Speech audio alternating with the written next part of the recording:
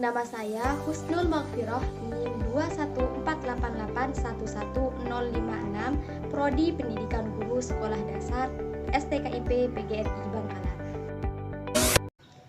Assalamualaikum warahmatullahi wabarakatuh. Apa kabar adik-adik? Masih semangat belajar bukan?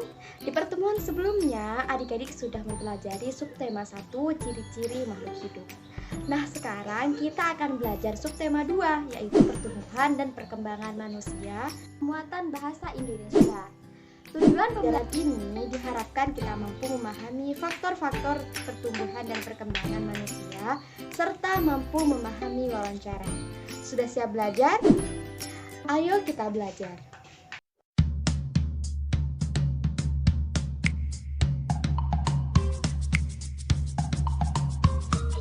Pertumbuhan dan perkembangan manusia. Manusia merupakan salah satu makhluk hidup. Manusia memiliki ciri-ciri yang sama dengan makhluk hidup lainnya. Salah satu ciri manusia sebagai makhluk hidup adalah mengalami pertumbuhan dan perkembangan.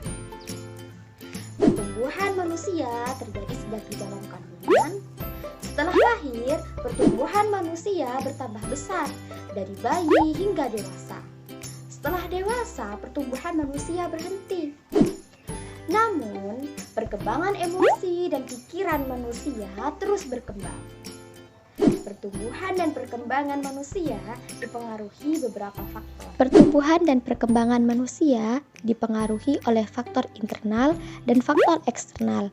Faktor internal merupakan faktor yang berasal dari dalam, sedangkan faktor eksternal merupakan faktor yang berasal dari luar.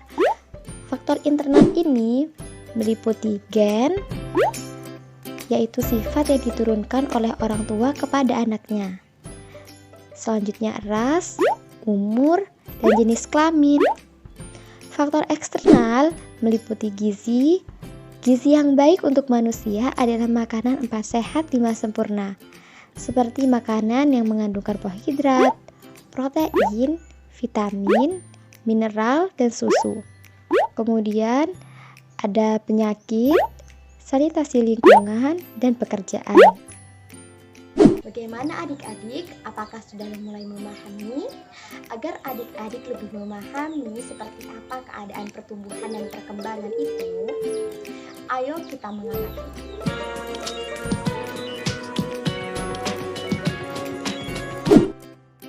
Perhatikan gambar Udin berikut ini. Apakah adik-adik dapat menemukan perubahan yang dialami Udin? Berdasarkan gambar tersebut, perubahan yang dialami Udin sejak bayi sampai saat ini adalah saat bayi, Udin belum bisa berjalan. Lalu Udin bertumbuh dan bisa bergerak. Semakin lama pertumbuhan Udin, kemudian Udin bisa berjalan. Nah, untuk gambar kedua, perubahan apa yang dialami oleh Udin? Waktu kecil, Udin hanya bisa minum susu dan belum bisa makan sendiri. Ketika Udin bertumbuh dewasa, kebutuhan makanan bertambah.